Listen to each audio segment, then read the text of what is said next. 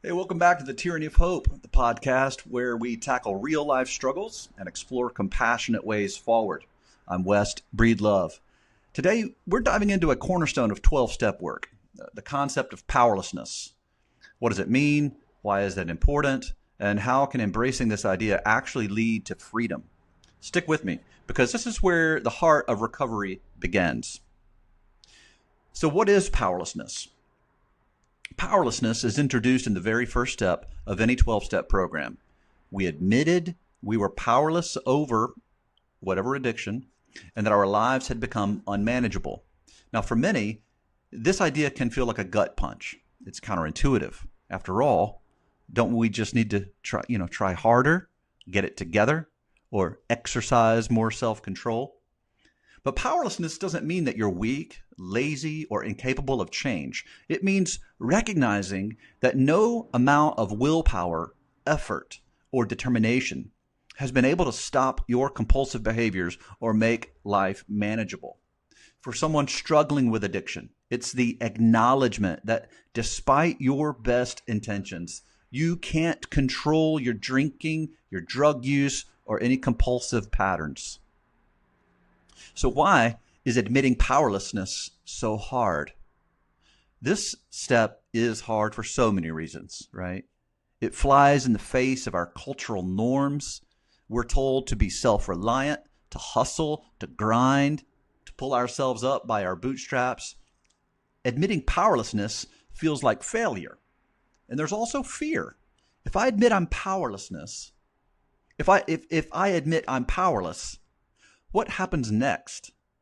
If I can't fix this on my own, does that mean I'm doomed? But here's the paradox of powerlessness. Admitting it is the first step toward real freedom. When we stop trying to control the uncontrollable, we open ourselves to new possibilities, new ways of living that don't rely on sheer force of will. What powerlessness isn't. Let's discuss this. I want to clarify what powerlessness doesn't mean, because this gets misunderstood a lot. First, powerlessness isn't helplessness. You are not helpless. You have agency. In fact, admitting powerlessness is the most courageous act you can take. It's the moment that you begin to take responsibility for your recovery. Second, powerlessness isn't about giving up control over everything. It's about recognizing what you can't control. For instance, you can't control your addiction or the behaviors of others. But what you can control is your willingness to seek help, to follow a recovery plan, or make amends. So now, the role of a higher power. Here's where the spiritual component of the 12 steps comes in. When you admit powerlessness, you are acknowledging that you need help from something beyond and bigger than yourself. You need something more powerful than you and your addiction. And that something is God. One of my favorite scriptures that aligns with this idea is from 2 Corinthians 12:9, where Paul writes, "My grace is sufficient for you, for my power is made perfect in weakness." And that is the heart of God toward your powerlessness. It is your acknowledgement of weakness that strength and healing can begin. It's in your acknowledgement of your weakness that strength and healing can begin.